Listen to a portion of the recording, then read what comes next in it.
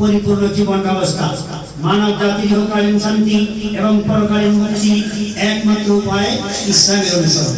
ইসলাম ছাড়া অন্য কোনো ধর্ম আল্লাহ তাআলার কাছে গ্রহণযোগ্য নয়।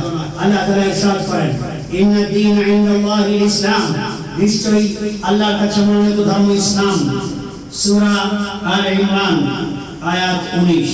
আল্লাহ তাআলা ইরশাদ করেন, আল ইয়াউমা আকমালতু লাকুম দীনাকুম ওয়া আতমামতু আলাইকুম নি'মাতি ওয়া রাদিতু লাকুমুল ইসলাম দীনা। আজ আমি তোমাদের জন্য তোমাদের দ্বীনকে সম্পূর্ণ করে দিলাম, তোমাদের উপর আমার নিয়ামত পরিপূর্ণ করে দিলাম এবং ইসলামকে তোমাদের দ্বীন হিসেবে মনোনীত করলাম। সূরাতুল মাইদা আয়াত 3। আল্লাহ তাআলা ইরশাদ করেন, ওয়া মান ইয়াবতাগি গায়রাল ইসলামি দীনান ফালান ইউকবালা মিনহু ওয়া হুয়া ফিল আখিরাতি মিনাল খাসিরিন। আর যে ব্যক্তি ইসলাম ছাড়া অন্য কোনো দ্বীন অবলম্বন করবে তার থেকে সেই দ্বীন কবুল করা হবে না এবং আখিরাতে সে মহাক্ষতিগ্রস্তদের অন্তর্ভুক্ত হবে। সূরা আলে ইমরান 85 নম্বর আয়াত। ইসলামের বুনিয়াদ হলো মুখে ঈমানের কালিমা উচ্চারণ করা এবং যে সকল বিষয়ের উপর ঈমান অপরিহার্য তা মনে প্রাণে বিশ্বাস করা। মুমিন হওয়ার জন্য যে সকল বিষয়ের উপর ঈমান আনা অপরিহার্য তার মধ্যে রয়েছে আল্লাহ তাআলার অস্তিত্ব স্বীকার করা, তাকেই একমাত্র স্রষ্টা রব ও মাবুদ বিশ্বাস করা এবং তার আসমায়ে হুসনা ও সিফাত বা গুণাবলী যথাযথ বিশ্বাস রাখা এবং কোনো কিছুকেই তার সাথে শরীক সাব্যস্ত না করা। এছাড়াও আল্লাহ তাআলার ফেরেশতাদের প্রতি ঈমান, আসমানি কিতাবের প্রতি ঈমান, আল্লাহ তাআলার প্রেরিত নবী রাসূলের প্রতি ঈমান এবং তাকদীর, আখিরাত, পুনরুত্থান এবং জান্নাত জাহান্নামের প্রতি যথাযথ বিশ্বাস স্থাপন করা ইসলামের অপরিহার্য মৌলিক বিষয়। মুমিন এবং মুসলমান হওয়ার জন্য এই সকল বিষয়ের উপর ঈমান আনা ফরজ। এগুলো হলো ইসলামের মূল ভিত্তি, যার কোনো একটি ছাড়া মুমিন হওয়া যায় না। এগুলো মনে প্রাণে বিশ্বাস না করলে তার ইসলাম সাব্যস্ত হবে না। অতঃপর দ্বীন ইসলামের স্বতঃসিদ্ধ সর্বজন বিদিত ও যুগ পরম্পরায় প্রতিষ্ঠিত কোন বিষয়কে অস্বীকার করা বা তাতে সন্দেহ প্রকাশ করা বা তার স্বীকৃত প্রতিষ্ঠিত অর্থের বিপরীত করে অর্থ করা ইসলাম থেকে খারিজ হয়ে যাওয়ার কারণ। এমন ব্যক্তির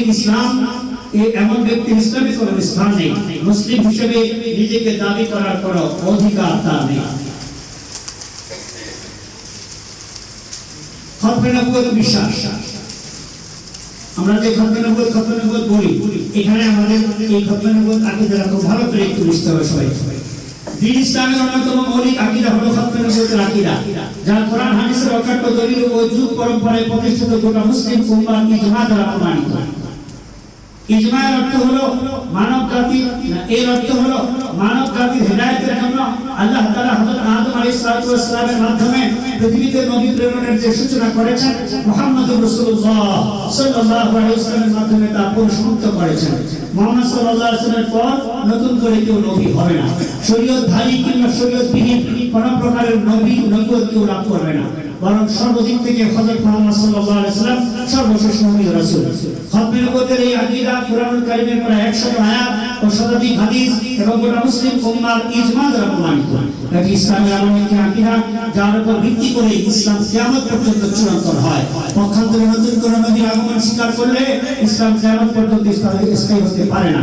কেননা নতুন নবীর আগমনের অর্থ হলো ইসলাম ধর্ম কিয়ামত পর্যন্ত সকল মানুষের জন্য নয়, বরং নতুন নবীর আগমনের পর মুসলমান হওয়ার জন্য তার আনিত দ্বীন ও শরীয়ত সকলকে মানতে হবে। খতমে নবুয়তের উপযুক্ত বিশ্বাসের সাথে আরো দুটি বিষয় ওতপ্রোতভাবে জড়িত। আসমানি কিতাব বা ওহী নাযিলের বিষয়টি বন্ধ হওয়া এবং আসমানি শরীয়ত বা ধর্ম চূড়ান্ত সমাপ্ত হওয়া। সুতরাং খতমে নবুয়তের আলোচনায় তিনটি কথা স্মরণ রাখা কর্তব্য, যথা: 1. নবী রাসূলের ধারাবাহিকতায় হযরত মুহাম্মদ সাল্লাল্লাহু আলাইহি ওয়াসাল্লাম সর্বদিক থেকে সর্বশেষ নবী, তারপরে আর কেউ নবী হবে না। 2. নবী রাসূলের ধারাবাহিকতায় হযরত মুহাম্মদ সাল্লাল্লাহু আলাইহি ওয়াসাল্লাম 2. কোরআন মাজিদ সর্বশেষ আসমানি কিতাব, কোরআনের পরে আর কোনো ওহী বা আসমানি কিতাব নাযিল হবে না। 3.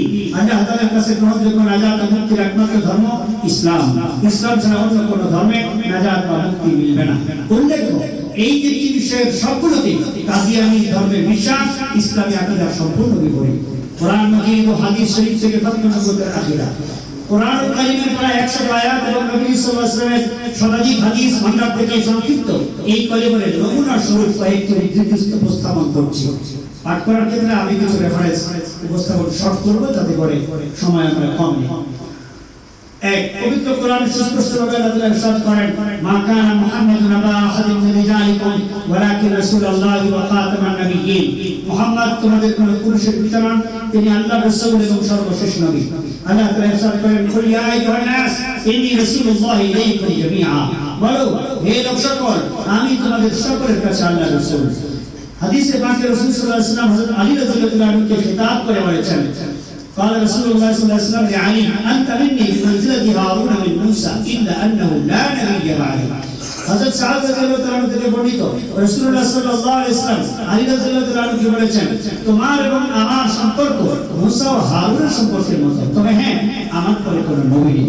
সহিহ বুখারী 4416 নম্বর হাদিস এবং সহিহ মুসলিম 2404 নম্বর হাদিস। 4 নম্বর হযরত আবু হুরায়রা রাদিয়াল্লাহু তাআলা আনহু থেকে বর্ণিত একটি লম্বা হাদিস, তার সঙ্গে আমি শুধু তর্জমাটি পাঠ করছি। রাসূলুল্লাহ সাল্লাল্লাহু আলাইহি ওয়াসাল্লাম বলেন, আমার এবং অন্যান্য নবীদের উপমা ওই ব্যক্তির মতো যে একটি ঘর নির্মাণ করেছে এবং অত্যন্ত চমৎকার ও দৃষ্টিনন্দন করেছে, কিন্তু এক স্থানে একটি ইটের জায়গা খালি রেখে দিয়েছে। মানুষ প্রাসাদটি দেখতে আসা শুরু করলো এবং মুগ্ধ হতে লাগলো আর বলতে লাগলো, আহা, যদি এই ইটটি লাগিয়ে দেওয়া হতো তাহলে কতই না সুন্দর দেখাতো। নবীজি বলেন, আমি সেই ইট, আমি সর্বশেষ নবী। সহিহ বুখারী এবং সহিহ মুসলিম। ইজমা ইসলামী পরিভাষায় ইজমা হলো কোনো বিষয়ে এই উম্মতের মুজতাহিদগণ একমত পোষণ করা। ইজমা শরীয়তের তৃতীয় দলিল। নবী সাল্লাল্লাহু আলাইহি ওয়াসাল্লাম ইরশাদ করেছেন, আমার উম্মত গোমরাহির উপরে একমত হবে না। খাতমে নবুওয়াত আকীদাটি সাহাবায়ে কেরামের যুগ থেকে যুগে প্রতিষ্ঠিত সর্বপ্রথম ইজমাই মাসালা। সেই সোনালী যুগ থেকে আজ পর্যন্ত বড় উম্মতের সর্বসম্মত সিদ্ধান্ত এই যে হযরত মুহাম্মদ সাল্লাল্লাহু আলাইহি ওয়াসাল্লাম সর্বশেষ নবী। নবী করিম সাল্লাল্লাহু আলাইহি ওয়াসাল্লামের পর কেউ যদি নবী হওয়ার দাবি করে তাহলে সে ভণ্ড, মুরতাদ, ধর্ম থেকে ও কাফের। নিম্ন আকীদা খাতমে নবুওয়াতের বিষয় ইজমায়ের কয়েকটি উদ্ধৃতি লক্ষ্য করুন। প্রথম উদ্ধৃতি আনা হয়েছে বিশিষ্ট হাদিস মুশাররফ মোল্লা আলী সাহেব রাহমাতুল্লাহ আলাইহির একটি বক্তব্য, যার অর্থ আমাদের নবী করিম সাল্লাল্লাহু আলাইহি ওয়াসাল্লামের পর নবুওয়াতের দাবি করা সর্বসম্মতিক্রমে কুফরি। দ্বিতীয় রেফারেন্স জানা হয়েছে ইমাম ইবনে হাসান আন্দালুসির বক্তব্য। তিনি বলেন, যার অর্থ বিপুল পরিমাণ বর্ণনাকারী সূত্রে রাসূল সাল্লাল্লাহু আলাইহি ওয়াসাল্লামের নবুওয়াত, তার মুজিজা এবং তার আনিত কিতাব, বর্ণিত কিতাব কোরআন কারীম বর্ণিত হয়েছে। এমন বিপুল পরিমাণ বর্ণনাকারীর সূত্রেই একথা বর্ণিত হয়েছে যে রাসূলুল্লাহ সাল্লাল্লাহু আলাইহি ওয়াসাল্লাম বলেছেন তারপরে কোনো নবী নেই। আমি শর্ট করছি। 3 নাম্বার কাজী রিয়াজ রাহমাতুল্লাহ আলাইহি বলেন, যার অর্থ সুতরাং তারা সকলেই কাফের এবং নবী সাল্লাল্লাহু আলাইহি ওয়াসাল্লামকে মিথ্যা প্রতিপন্নকারী, কেননা রাসূল সাল্লাল্লাহু আলাইহি ওয়াসাল্লাম বলেছেন তিনি সর্বশেষ নবী, তারপরে কোনো নবী নেই। তিনি আল্লাহ তাআলার পক্ষ থেকে এই সংবাদ দিয়েছেন যে তিনি শেষ নবী এবং তাকে সমগ্র মানবজাতির জন্য পাঠানো হয়েছে। এই বিষয়ে গোটা উম্মতের ইজমা ও ঐক্যমত প্রতিষ্ঠিত যে নবী সাল্লাল্লাহু আলাইহি ওয়াসাল্লাম খাতামুন নবিয়্যিন তথা শেষ নবী। এই কথাটি সম্পূর্ণ স্বীয় বাহ্যিক অর্থের উপর প্রতিষ্ঠিত। স্বাভাবিকভাবে বাক্যের যে অর্থ বোঝা যায় এটাই তার উদ্দিষ্ট অর্থ। এখানে ভিন্ন কোনো ব্যাখ্যা দাঁড় করানো ওই বাক্যের ব্যাপক কিংবা ওই বাক্যে ব্যাপকভাবে সংকুচিত করার কোনো সুযোগ নেই। সুতরাং উপরোক্ত দলগুলোর কাফের হওয়ার ব্যাপারে কোনো সন্দেহ নেই। এটা কোরআন সুন্নাহর সুস্পষ্ট বক্তব্য ও উম্মতের ঐক্যমত দ্বারা অকাট্যভাবে প্রমাণিত। এখানে মূলত কিছু খণ্ডিত রেফারেন্স আনা হয়েছে, এর আগে আরো কিছু আলোচনা ছিল, সেই হিসেবে আলোচনাটি সংক্ষিপ্ত করা হয়েছে। এতক্ষণ আমরা খাতমে নবুওয়াতের উপরে কিছু দালিলিক আলোচনা করলাম। এবার আসি খাতমে নবুওয়াতের বিপরীত কাদিয়ানী মতবাদের কিছু আলোচনা। কাদিয়ানী মতবাদ পরিচিত। কাদিয়ানী মতবাদ কি? এই প্রশ্নের উত্তরে সংক্ষেপে বলা যায়, মির্জা গোলাম আহমদ কাদিয়ানী নিজের ব্যাপারে দেশের ভ্রান্ত ও অবাস্তব দাবি করেছেন। মির্জা এবং ইসলাম ধর্মকে বিকৃত করে দেশের ঈমান, বিধ্বংসী কুফরি আকীদা ও মতবাদ জন্ম দিয়েছেন। এর নাম কাদিয়ানী মতবাদ। যেমন কোরআন মাজিদের প্রায় 100 আয়াত ও শতাধিক হাদিস থেকে প্রমাণিত সর্বসম্মত ইসলামী আকীদা খাতমে নবুওয়াতের অপব্যাখ্যা ও অস্বীকার করা, নবুয়ত ও ওহী প্রাপ্তির দাবির মাধ্যমে আল্লাহ তাআলার উপর সরাসরি মিথ্যা আরোপ করা, নবী সাল্লাল্লাহু আলাইহি ওয়াসাল্লামের পুনর্জন্মের মতবাদ আবিষ্কার করে মির্জা গোলাম আহমদ কাদিয়ানী নিজেকে ছায়া মুহাম্মদ ও স্বয়ং মুহাম্মদ রাসূলুল্লাহ দাবি করার দৃশ্যতা প্রদর্শন, হযরত ঈসা আলাইহিস সালামকে মৃত দাবি করে কোরআন শরীফের 30টি আয়াতের অপব্যাখ্যা করা, হযরত ঈসা আলাইহিস সালামের চরিত্রে কালিমা নিপনের দৃশ্যতা দেখানো, নবী রাসূল ও ইসলামের সম্মানিত নিদর্শনাবলীর প্রতি অসম্মান ও দুস্তারটি করা সহ অসংখ্য কুফরি আকীদা ও মতবাদ দাঁড় করিয়েছে কাদিয়ানী সম্প্রদায়। আর এগুলোর সমষ্টি মূলত কাদিয়ানী মতবাদ, যাকে তারা সম্পূর্ণ প্রতারণামূলকভাবে প্রকৃত ইসলাম বলে দাবি করে। একদিকে তারা ইসলামকে বিকৃত করছে আর তারা তাদের সেই বিকৃত ধর্মের নাম দিয়েছে প্রকৃত ইসলাম। কতটা ইসলামের সাথে তারা বিদ্রোহ করছে। কাদিয়ানীদের অগণিত কুফরি মতবাদের মধ্যে মির্জা কাদিয়ানীর অবান্তর ও অবাস্তব দাবিগুলোর সবিশেষ উল্লেখযোগ্য। কেননা মির্জা কাদিয়ানীর ছেলে মির্জা বশির আহমদ এমনি লিখেছেন, আহমদীয়দের নিজস্ব আকীদার আলোচনায় প্রতিশ্রুত মসিহের দাবিগুলোর অবস্থান সর্বাগ্রে। কেননা আহমদী ইমারতের ভিত্তি এই দাবিগুলোর উপরই প্রতিষ্ঠিত। এবার আসুন কাদিয়ানীদের কয়েকটি কুফরি আকীদা সম্পর্কে আমরা জেনে নিই। বিস্তারিত আলোচনা করবো না, সংক্ষিপ্ত শিরোনামগুলো অল্প কিছু কথা বলবো। কাদিয়ানী আকীদা 1, মির্জা গোলাম আহমদ কাদিয়ানীর নবুয়ত দাবি। কাদিয়ানী মতবাদের প্রতিষ্ঠাতা মির্জা গোলাম আহমদ কাদিয়ানী অত্যন্ত ধৃষ্টতার সাথে 1901 সালে নিজেকে নবী ও রাসূল বলে দাবি করেছেন। নিম্নে তার নবুয়ত দাবির কয়েকটি উদ্ধৃতি উল্লেখ করা হলো। ক, মির্জা কাদিয়ানী তার এক লতিকা ইজারা পুস্তকে লিখেছেন, কয়েকদিন হলো এরূপ এক ব্যক্তির নিকট কোনো বিরুদ্ধবাদী আপত্তি জানায় যে তুমি যার নিকট হিয়াত বা শিষ্যত্ব গ্রহণ করেছ তিনি নবী ও রাসূল বলে দাবি করেছেন।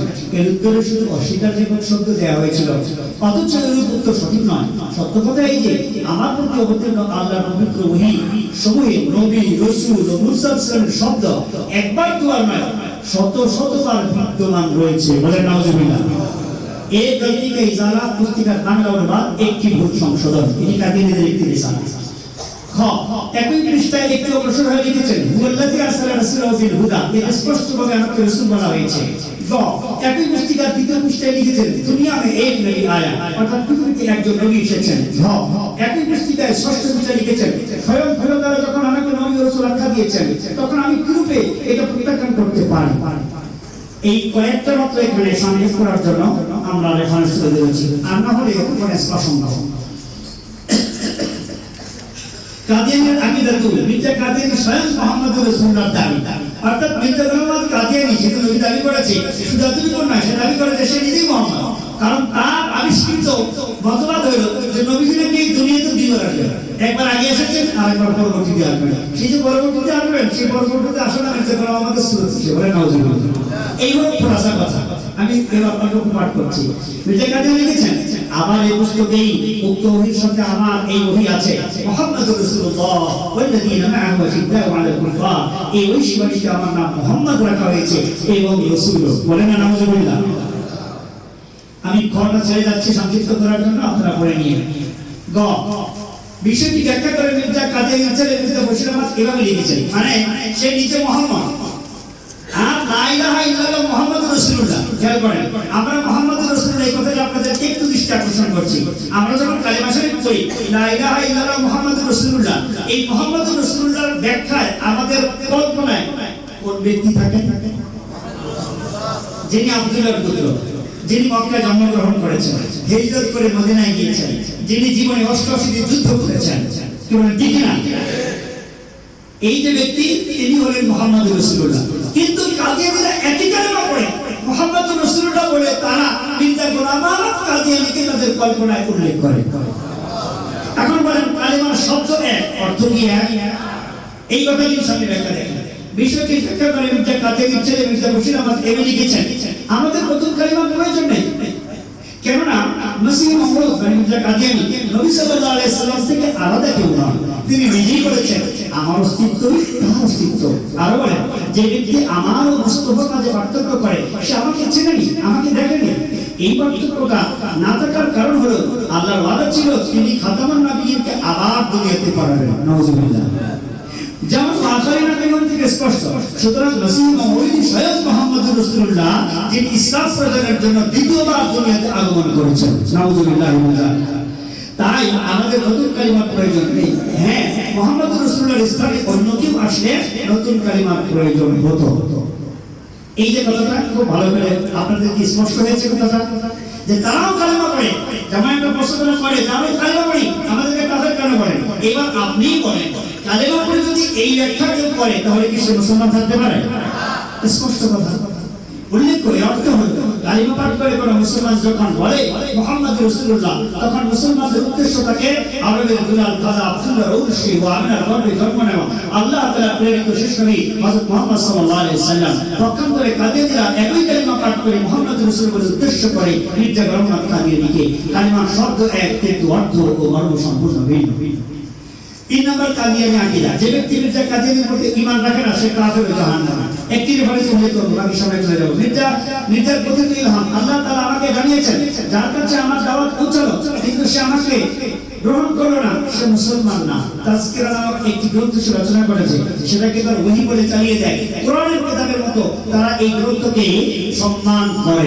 সেখানে সে আমরা যারা তাকে মানি না সবাইকে সে মুসলমান না বলে আখ্যায়িত করেছে। সামনে জাহান্নামী হিসেবে সে রেফারেন্স তারা করে নিয়ে।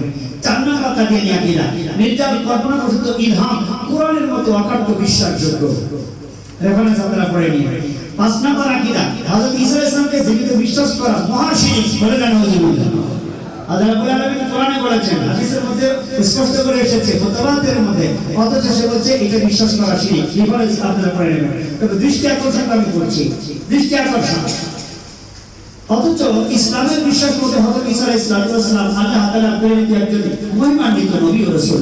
আল্লাহ তাআলা তাকে বিশেষ সূচকে সৃষ্টি করেছেন এবং অনন্য বৈশিষ্ট্যপূর্ণ মুজিজা দান করেছেন। অতঃপর তিনি ইহুদিদের দ্বারা ষড়যন্ত্রের শিকার হয়েছেন। শেষ পর্যন্ত ইহুদিরা তাকে হত্যা করার ষড়যন্ত্র চূড়ান্ত করেছিল। কোরআনের বর্ণনা অনুযায়ী ইহুদিরা তাদের ষড়যন্ত্রে সফল হতে পারেনি, বরং আল্লাহ তাআলা তাকে ষড়যন্ত্র থেকে বাঁচিয়ে জীবিত অবস্থায় আসমানে তুলে নিয়েছেন। তাকে শেষ জামানায় আবার দুনিয়াতে প্রেরণ করা হবে এবং তিনি শেষ জামানায় এসে শেষ নবী উম্মতকে নেতৃত্ব দিয়ে দুনিয়ার বুকে শান্তি, শৃঙ্খলা ও ন্যায় বিচার প্রতিষ্ঠা করবেন। এই বিষয়গুলো সুস্পষ্টভাবে কোরআন এবং সহিহ হাদিসে বর্ণিত হয়েছে। মির্জা গোলাম আহমদ কাদিয়ানী নিজেও এক সময় তার লিখনিতে এই বিষয়গুলো স্বীকার করেছেন। পরবর্তীতে তিনি হযরত ঈসা আলাইহিস সালামের শানে জঘন্য কটূক্তি করেন, তাকে ও তার মা নানীদের নিয়ে জঘন্য ভাষায় গালিগালাজ করেন এবং শেষ পর্যন্ত তাকে মৃত বলে দাবি করেন। কাদিয়ানী জামাতের পক্ষ থেকে হযরত ঈসা আলাইহিস সালামের মৃত্যু প্রমাণ করার জন্য স্বতন্ত্র একটি পুস্তিকা লেখা হয়, যেখানে তারা তার মৃত্যু প্রমাণ করার জন্য কোরআন শরীফের 30টি আয়াতের চরম বিকৃতি সাধন করে। এভাবে মির্জা গোলাম আহমদ কাদিয়ানী একদিকে হযরত ঈসা আলাইহিস সালামকে গালিগালাজ করে মৃত সাব্যস্ত করার চেষ্টা করেন, অন্যদিকে তিনি নিজেই প্রতিশ্রুত ঈসা মাসীহ হওয়ার দাবি করেন। কি হাস্যকর ব্যাপার! কাদিয়ানী আকীদা 6, মির্জা গোলাম আহমদ কাদিয়ানী নিজেই ঈসা মাসীহ হওয়ার দাবি। রেফারেন্সগুলো আপনারা পড়ে নিন। কাদিয়ানী আকীদা 7, কাদিয়ানের বার্ষিক কাদিয়ানী, এই কাদিয়ান একটা এলাকার নাম ভারতের পাঞ্জাব প্রদেশের মধ্যে। ওই জায়গায় তাদের যে বার্ষিক জলসা, সেই জলসাটাকে ইসলামের হজের সাথে তারা তুলনা করে। কাদিয়ানের বার্ষিক মাহফিল আল্লাহ তাআলা কর্তৃক নির্ধারিত ছায়া হজ। বলেন নাউযুবিল্লাহ। যে কাদিয়ানী কেন সাধারণ লোকেরা নফল হজ করার জন্য যায়, অথচ এই জায়গায় অর্থাৎ কাদিয়ানে নফল হজ থেকেও বেশি সওয়াব রয়েছে। নাউযুবিল্লাহ। উদাসীনতায় ক্ষতি আশঙ্কা রয়েছে, কেননা এই ধারা আসমানি হুকমে রব্বানি। আমি রেফারেন্স শর্ট করছি। 1933 সালের বার্ষিক মাহফিলে মির্জা মাহমুদ বলেন, আজ মাহফিলের প্রথম দিন, আমাদের মাহফিল হজের মতো। এবার আমি সামনে চলছি। কাদিয়ানী মতবাদ একটি স্বতন্ত্র ধর্ম ও ইসলামের বিরুদ্ধে প্রকাশ্য বিদ্রোহ। এখান থেকে আমাদের যৌক্তিক বিশ্লেষণ শুরু। মির্জা কাদিয়ানীর বক্তব্যটি লক্ষ্য করব। তাদের মুসলমানদের ইসলাম ভিন্ন, আমাদের ইসলাম ভিন্ন। তাদের খোদা ভিন্ন, আমাদের খোদা ভিন্ন। আমাদের হজ ভিন্ন আর তাদের হজ ভিন্ন। এভাবে সবকিছুতেই তাদের সাথে আমাদের ভিন্নতা রয়েছে। কাদিয়ানীদের মুখপত্র দৈনিক আল ফজল 21 আগস্ট 1917 ইসাই, পৃষ্ঠা 8 কলাম 1, এখানে কথা লেখা হয়েছে। তারা স্পষ্ট করে দিল যে কাদিয়ানী ধর্মটা ইসলাম ধর্ম থেকে আলাদা। স্পষ্ট হয়ে গেছে না? চলো, কাদিয়ানীদের পর্যন্ত আকীদা ও বিশ্বাসের কারণে গোটা মুসলিম উম্মাহ এই বিষয়ে একমত যে কাদিয়ানী মতবাদ সাধারণ কোনো ধর্মীয় ফিরকা বা দল নয়, বরং এটি ইসলামী ইতিহাসের সবচেয়ে ভয়াবহ কুফরি ফিতনা। কেননা এটি স্বতন্ত্র ধর্ম এবং স্বতন্ত্র ধর্মের প্রতি আহ্বান। এখানে ইসলামের মোকাবেলায় নতুন একটি ধর্মের অবকাঠামো দাঁড় করানো হয়েছে।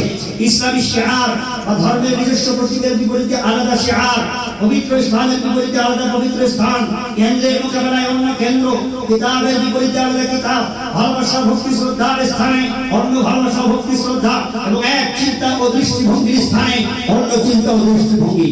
মোট কথা, ইসলামের প্রতিটি বিষয়ে বিকল্প দাঁড় করানো হয়েছে, যার স্পষ্ট অর্থ এই দাঁড়ায় কাদিয়ানী মতবাদ ইসলামের বিরুদ্ধে একটি প্রকাশ্য বিদ্রোহ এবং ইসলামের নামে স্বতন্ত্র ধর্ম প্রতিষ্ঠার গভীর ষড়যন্ত্র। ডক্টর আল্লামা ইকবাল রহমাতুল্লাহ আলাইহির বিশ্লেষণ। মনে রাখবেন, আল্লামা ইকবাল প্রথম দিকে কাদিয়ানী ছিলেন এবং কাশ্মীর কাদিয়ানী জামাতের সেক্রেটারি ছিলেন। ডক্টর আল্লামা ইকবাল, কবি ইকবাল কিন্তু কাদিয়ানী ছিলেন। কাশ্মীরের কাদিয়ানী জামাতের সেক্রেটারি ছিলেন প্রথম দিকে না উঠে, পরে তিনি সহিতাউদ্দিন ইসলামে ফিরে এসেছেন এবং কাদিয়ানীদের এই ষড়যন্ত্রমূলক বিষয়ে তিনি ইসলামকে সুরক্ষা এবং কাদিয়ানীদের ষড়যন্ত্র থেকে উম্মতকে বাঁচানোর জন্য তিনি বলিষ্ঠ ভূমিকা রেখেছেন। আল্লামা ইকবালের একটি বক্তব্য এখানে আমরা তুলে নিয়েছি।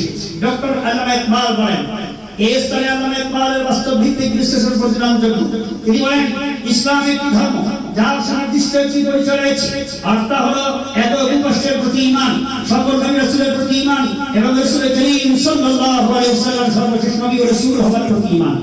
এই বিশেষত্ব ঈমান ও বিশ্বাসী মুসলিম ও মুসলিমদের মাঝে পার্থক্য সৃষ্টি করে এবং এই ফয়সালা প্রদান করে যে কোন ব্যক্তি বা গোষ্ঠী মুসলিম জাতি হিসেবে গণ্য হবে আর তারা মুসলিম জাতি হিসেবে গণ্য হবে না। আমার জানা মতে কোন ইসলামী দল এই পার্থক্যটুকু মুছে ফেলার দুঃসাহস দেখায়নি। ইরানের বাহাই সমাজ খতমে নবুয়তের আকীদাকে স্পষ্টভাবে অস্বীকার করেছে, কিন্তু সাথে সাথে তারা মেনে নিয়েছে যে তারা স্বতন্ত্র একটি দল, মুসলমানদের সাথে তাদের কোনো সম্পর্ক নেই। আমাদের এই ব্যাপারে পূর্ণ আস্থা ও বিশ্বাস রয়েছে যে ইসলাম দ্বীন ও ধর্ম হিসেবে আল্লাহ প্রদত্ত, আর ইসলামের সমাজ ব্যবস্থা রূপায়ণ এবং জীবনধারার বাস্তব চিত্রায়ন নবী মুহাম্মদ রাসূলুল্লাহ সাল্লাল্লাহু আলাইহি ওয়াসাল্লামের অনুগ্রহ ও অবদান। আমার দৃষ্টিতে কাদিয়ানীদের জন্য দুটি রাস্তা খোলা আছে। আল্লামা ইকবাল বলেন, কাদিয়ানীদের জন্য দুটি রাস্তা খোলা আছে। এক, হয়তো বাহাইদের অনুসরণ করবে, দুই, অথবা সকল অপব্যাখ্যা ছেড়ে খতমে নবুয়তের পূর্ণ মর্ম সহ তা গ্রহণ করে নিবে। অর্থাৎ হয় তারা বাহাইদের মতো বলুক যে আমরা মুসলমান না, আমরা অন্য ধর্ম, অথবা মুসলমান হতে হলে খতমে নবুয়তের সকল বিশ্বাসকে তারা মনে প্রাণে ধারণ করে সমস্ত কুফরি মতবাদকে ছেড়ে দিয়ে তারা মুসলমান থাকবে।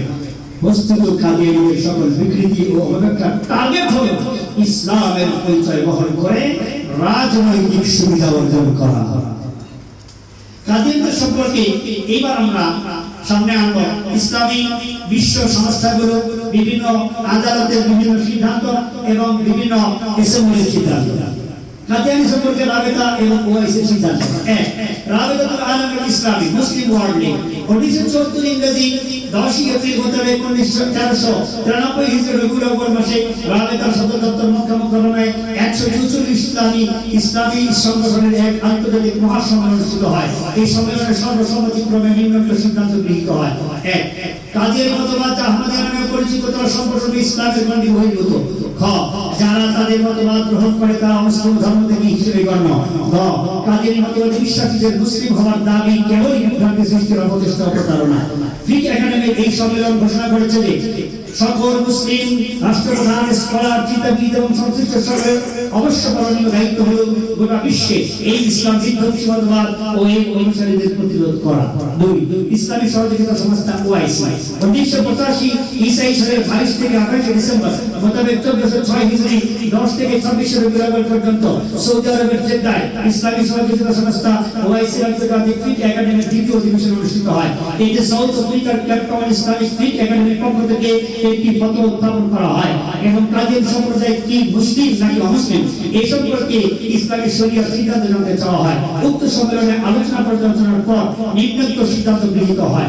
মির্জা গোলাম আহমদ কাদিয়ানী কর্তৃক নবুয়তের দাবি এবং ওহী অবতীর্ণ হওয়ার দাবি ইসলামের সুস্পষ্ট প্রতিষ্ঠিত বিশ্বাস মুহাম্মদ সাল্লাল্লাহু আলাইহি ওয়াসাল্লামের পরম নবী এবং তারপর আর কোনো ওহী অবতীর্ণ হবে না, এর বিরুদ্ধে এক প্রকাশ্য বিদ্রোহ। এই কারণে মির্জা গোলাম আহমদ এবং যারা তার দাবি গ্রহণ করে তারা ধর্ম থেকে হিসেবে গণ্য, তারা ইসলাম থেকে বের হয়ে গিয়েছে। একইভাবে লাহোরি কাদিয়ানী সম্প্রদায় মুরতাদ বা ধর্ম থেকে, মানে কাদিয়ানীদের আরেকটা গ্রুপ আছে, তাদেরকে লাহোরি গ্রুপ বলা হয়।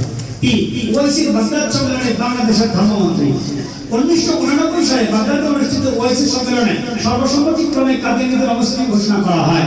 ঘোষণাপত্রে তখন বাংলাদেশের পক্ষে দস্তখত করেন তৎকালীন ধর্মমন্ত্রী ও সভায় বাংলাদেশের প্রতিনিধিত্বকারী জনাব এম নাজিমউদ্দিন আল আজাদ। তিনি এখনো বেঁচে আছেন এবং কিছু আগে সমৃদ্ধ ঘটনার পরিষদ কর্তৃক আয়োজিত সম্মেলনে তিনি নিজে উপস্থিত হয়ে তার এই স্বাক্ষরের কথাটি তিনি বলে গেছেন, ঘোষণা করে গেছেন। কাদিয়ানীদের সম্পর্কে বিভিন্ন আদালত ও সংসদের রায়। এক, ব্রিটিশ ভারতের ভবানপুর হাইকোর্টের রায়। এটা মনে রাখবেন, এই ব্রিটিশরাই কাদিয়ানীদেরকে দাঁড় করিয়েছে, আবার এই ব্রিটিশ ভারতের ভবানপুরের আদালত কাদিয়ানীদেরকে কাফের ঘোষণা করেছে। দেখো 1935 সালে 7 ফেব্রুয়ারি ব্রিটিশ শাসন আমলে ভাওয়ালপুর স্টেটের জজ মোহাম্মদ আকবর সাহেব রায় দিয়েছিলেন যে কাদিয়ানীরা কাফের এবং ইসলাম থেকে বের হয়ে গেছে। সেই মামলাটি মুকদ্দমায় ভাওয়ালপুর হিসেবে পরিচিত। মামলাটি দায়ের করা হয়েছিল 1926 সালে, রায় হয়েছিল 1935 সালে। দীর্ঘ 10 বছর শুনানির পর প্রায় 200 পৃষ্ঠার এক রায়ে ভাওয়ালপুর স্টেটের জজ মোহাম্মদ আকবর সাহেব সিদ্ধান্ত দেন কাদিয়ানীরা কাফের, ইসলাম তাদের ধর্ম নয়। দুই, পাকিস্তানের একাধিক উচ্চ আদালতের রায়। অনেকগুলো রায় হয়েছে পাকিস্তানে। 81 সালে, 82, 87, 91, 92 লাহোর হাইকোর্টে, 84, 91 সম্মিলিত শরীয় আদালত, 87 সালে কোয়েটা হাইকোর্ট, 88 সালে সুপ্রিম কোর্ট শরীয় এপিলেট বেঞ্চ পাকিস্তান এবং 93 সালে পাকিস্তান সুপ্রিম কোর্ট কাদিয়ান সম্বন্ধে মুসলিম ঘোষণা করে রায় প্রদান করে। বাংলাদেশের হাইকোর্টের রায়, কাদিয়ানীরা ইসলামী নবুওয়াত নামক একটি বই রচনা করে তাদের কোরআন হাদিসের বিকৃত ও গণগণা অর্থ করে হযরত মুহাম্মদ সাল্লাল্লাহু আলাইহি ওয়াসাল্লামের পর নতুন নবীর আগমনের পথ তৈরি করার চেষ্টা করে। বইটি মুসলিম সমাজের কাদিয়ানী আকীদা বিশ্বাসের উপরে আঘাত হানার কারণে বাংলাদেশ সরকার 1985 সালে আগস্ট মাসে নিষিদ্ধ ঘোষণা করে। কাদিয়ানীরা সরকারের এই সিদ্ধান্তের বিরুদ্ধে হাইকোর্টে মামলা দায়ের করে। হাইকোর্টের ডিভিশনের বিচারপতি জনাব সুলতান আহমদ খান, বিচারপতি জনাব মাহমুদ রহমান সমন্বয়ে গঠিত বেঞ্চে যথাযথ শুনানির পর কাদিয়ানীদের আবেদন নামঞ্জুর করেন। মাননীয় বিচারপতিগণ তাদের রায় হযরত মুহাম্মদ সাল্লাল্লাহু আলাইহি ওয়াসাল্লামের পরে নবী অবতীর্ণ হওয়ার আগে কুফরি বিশ্বাস বলে ঘোষণা করেন। সংবাদটি বাংলাদেশের একটি জাতীয় দৈনিকে 20 সেপ্টেম্বর 1986 ইসাই তারিখে প্রকাশিত হয়। বাংলাদেশ হাইকোর্টের দ্বিতীয় রায়। বাংলাদেশ থেকে দুটি রায় এসেছে। 1993 সালের এপ্রিল মাসে অন্য একটি মামলার হাইকোর্ট বিভাগের বিচারপতি মোহাম্মদ আব্দুল জলিল ও বিচারপতি মোহাম্মদ ফজলুল করিমের সমন্বয়ে গঠিত বেঞ্চ আইনের বিষয়ে কাদিয়ানীদের অমুসলিম ঘোষণা করে রায় প্রদান করে। এর দ্বারা বাংলাদেশের হাইকোর্টের মতেও কাদিয়ানীরা অমুসলিম ঘোষিত হয়েছে। সরকার কর্তৃক গঠিত বিশেষজ্ঞ কমিটি কাদিয়ানীদেরকে রাষ্ট্রীয় অমুসলিম ঘোষণা করার সুপারিশ করেছে। পাকিস্তান ন্যাশনাল অ্যাসেম্বলি,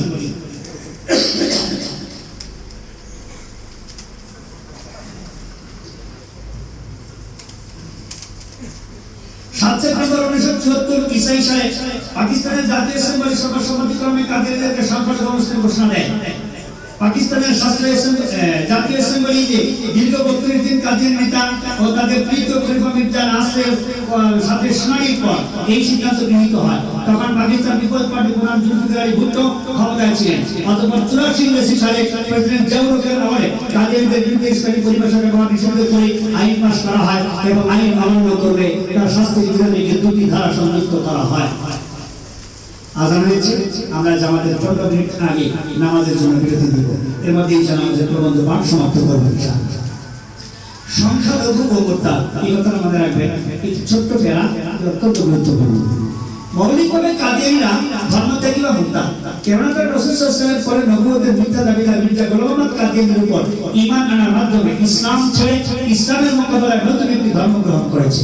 ইসলামের বিরুদ্ধে ষড়যন্ত্র করে ইসলামের বিপরীতে অসংখ্য কুফরি মতবাদ আবিষ্কার করে একটি স্বতন্ত্র ধর্মের সৃষ্টি করেছে। এই ধরনের অপরাধীকে ইসলাম কখনোই বরদাস্ত করে না, বরং এই অপরাধীদের ব্যাপারে ইসলামের আইনে মৃত্যুদণ্ডের মতো কঠোর শাস্তির ব্যবস্থা রাখা হয়েছে। তবে সে আইন বাস্তবায়ন করার দায়িত্ব ইসলামী হুকুমতের। পক্ষান্তরে গণতান্ত্রিক দেশে নাগরিকদের সাংবিধানিক অধিকার নিশ্চিত করা এবং ধর্মীয় সম্প্রীতি রক্ষা করার স্বার্থে দেশের সংখ্যাগুরু ও সংখ্যালঘু হিসেবে নাগরিকদের অধিকার দেওয়ার প্রচলন হয়েছে। একটি হল ইসলামী হুকুমতের দায়িত্ব, আরেকটি হল গণতান্ত্রিক দৃষ্টিভঙ্গি। এবার আমরা গণতান্ত্রিক দৃষ্টিভঙ্গি নিয়ে আলোচনা করি। যৌক্তিক বিচারে কাদিয়ানীদের অমুসলিম ঘোষণার দাবি। কাদিয়ানী সম্প্রদায় যেহেতু ইসলামের মৌলিক আকীদা পরিপন্থী আকীদা পোষণ করে, হযরত মুহাম্মদ সাল্লাল্লাহু আলাইহি ওয়াসাল্লামকে সর্বশ্রেষ্ঠ নবী স্বীকার করে না, বরং তারা মির্জা গোলাম আহমদ কাদিয়ানীকে অভিমান করে এবং তার কুফরি মতবাদ অনুসরণ করে। তাই কোন আদালত বা পার্লামেন্টারের অমুসলিম ঘোষণা করুক আর নাই করুক, তারা সুস্পষ্ট কাফের এবং অমুসলিম। কি বলেন, ঠিক কিনা? ইসলামের সাথে তাদের ন্যূনতম কোনো সম্পর্ক নেই। এরপরেও তারা নিজেদেরকে মুসলিম বলে দাবি করা স্পষ্ট প্রতারণা ও ধোঁকা।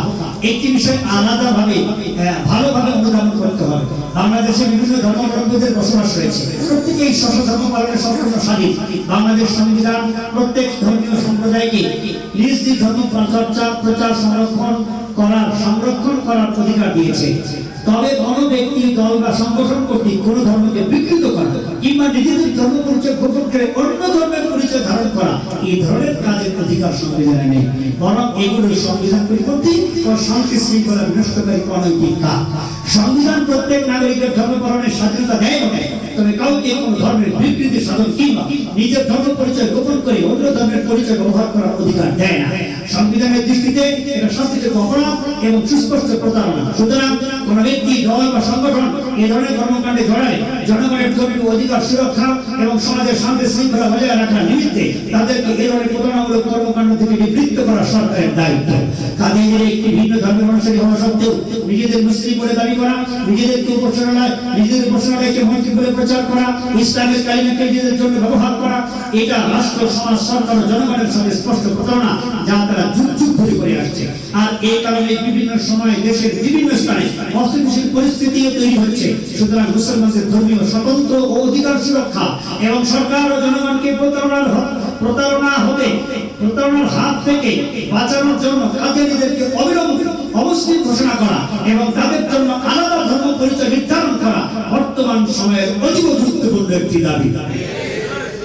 আর যদি সরকারিভাবে কাদিয়ানীদের মুসলিম ঘোষণা করে তাদেরকে পৃথক একটি ধর্মাবলম্বী দল হিসেবে চিহ্নিত করা না হয়, তবে মুসলমানদের ধর্মীয় ও সামাজিক ক্ষেত্রে বহুবিধ সমস্যা সৃষ্টি হয় এবং হতে থাকবে। কি কি সমস্যা আমরা বলি? আমাদের সমস্যা লক্ষ্য করেন, তারা মুসলমান পরিচয় নিজেদের মতবাদ প্রচার করলে সাধারণ মুসলমান প্রতারিত বিভ্রান্ত হয়ে নিজেদের সবচেয়ে বড় সম্পদ ঈমান হারিয়ে ফেলে। ঠিক কিনা বেটি? দুই, কাদিয়ানীরা তাদের উপাসনালয়কে মসজিদের মতো বানায় এবং মসজিদ দাবি করে। আর সাধারণ মুসলমান মসজিদ মনে করে সেখানে নামাজ পড়লে ঈমানের পরে সর্বোচ্চ ইবাদত তাদের নামাজ নষ্ট হয়ে যায়। তিন, কাদিয়ানী ধর্মের অনুসারী করে ব্যক্তি মুসলমানের মসজিদের ইমাম সেজে তাদের ঈমান আমল নষ্ট করতে পারে। চার, তাদের রচিত প্রকাশিত বইপত্রকে মুসলমানদের লেখা বই পুস্তকের মতো মনে করে পাঠ করে সাধারণ মানুষ বিভ্রান্ত হয়ে এবং ঈমান হারিয়ে বসে। পাঁচ, তারা মুসলমান নামে পরিচিত হওয়ার কারণে সাধারণ মুসলমানরা তাদের সাথে মুসলমানের মতো আচরণ চলাফেরা করে, অথচ তাদের সাথে মুসলমানের সম্পর্ক সাধারণ অমুসলিমদের মতো হওয়া উচিত। ছয়, অনেক সাধারণ মুসলমান তাদেরকে মুসলমান মনে করে নিজেদের বিবাহের উপযুক্ত মেয়েদের কাদিয়ানীদের সঙ্গে বিবাহ দিয়ে অমুসলিমদের হাতে নিজেদের কন্যা তুলে দেয়। ঠিক না বেটি? এবং মুসলিম পাত্রের জন্য কাদিয়ানী ধর্মাবলম্বী লোকের মেয়েকে মুসলমান না করে বধূ হিসেবে গ্রহণ করে, ফলে এর দম্পতি আজীবন ব্যভিচারের গুনাহে লিপ্ত থাকে। সাত, যে কোনো কাফের তথা অমুসলিমের জন্য হারাম শরীফ মানে মক্কা মদিনায় ঢোকা নিষেধ, অথচ কাদিয়ানী সম্প্রদায়ের লোকেরা মুসলিম পরিচয় দিয়ে হজ ও চাকরি বাকরির নামে সৌদি আরবে গিয়ে হারাম শরীফে প্রবেশ করে তার পবিত্রতা নষ্ট করার সুযোগ পায়। আর কোন সম্প্রদায়ের মুসলমান কোন কাদিয়ানী ধর্মাবলম্বী গরিবকে যাকাত দিলে তার ফরজ যাকাত আদায় হয় না। এই বিষয়টি বিশেষভাবে পরিধানযোগ্য যে এমন একটি সম্প্রদায় যারা ইসলামী শরীয়তের দৃষ্টিতে সম্পূর্ণ অমুসলিম, তাদেরকে মুসলমানদের থেকে পৃথক একটি ধর্মের অনুসারী দল ঘোষণা করে ভিন্ন নামে চিহ্নিত না করা হলে এরূপ বহু সমস্যা সৃষ্টি হতে পারে এবং ভবিষ্যতে হতে থাকবে, যার ফলে দেশের বিভিন্ন স্থানে মাঝে মধ্যেই অপ্রীতিকর ও অস্থিতিশীল পরিস্থিতি দেখা দিচ্ছে। কাজেই তাদেরকে অবিলম্বে পৃথক একটি ধর্মাবলম্বী দল ঘোষণা করে পৃথক নামে তাদের একটি সংখ্যালঘু দল হিসেবে মর্যাদা দিলে এবং তাদের জন্য ইসলামী পরিভাষাসমূহ যেমন নামাজ, রোজা, মসজিদ, হজ ইত্যাদি ব্যবহার নিষিদ্ধ করলে তা যেমন মুসলমানদের ধর্মীয় স্বাতন্ত্র্য ও অধিকার রক্ষা করবে, তেমনি দেশের আইন শৃঙ্খলা রক্ষার পক্ষে সহায়ক হবে বলেও আমরা মনে করি। এটাই সচেতন মুসলিম সমাজের ঈমানি চেতনা ও প্রাণের দাবি। কি বলেন, আপনাদের দাবি কিনা? তাদের দাবি হাত তুলে দেখাবো। সবার দাবি ঈমানি চেতনা এবং আমাদের দাবি সরকার তাদের অধিকার রক্ষা করুক, মুসলমানদের ধর্মীয় সুরক্ষা প্রদান করুক। ঠিক আছে তো? সরকারের প্রতি স্লোগান না, এটা সম্মেলন, এটা সেমিনার। আমরা সেমিনারের গুরুগম্ভীর্য ভাব রক্ষা করার চেষ্টা করব। সরকারের প্রতি আহ্বান।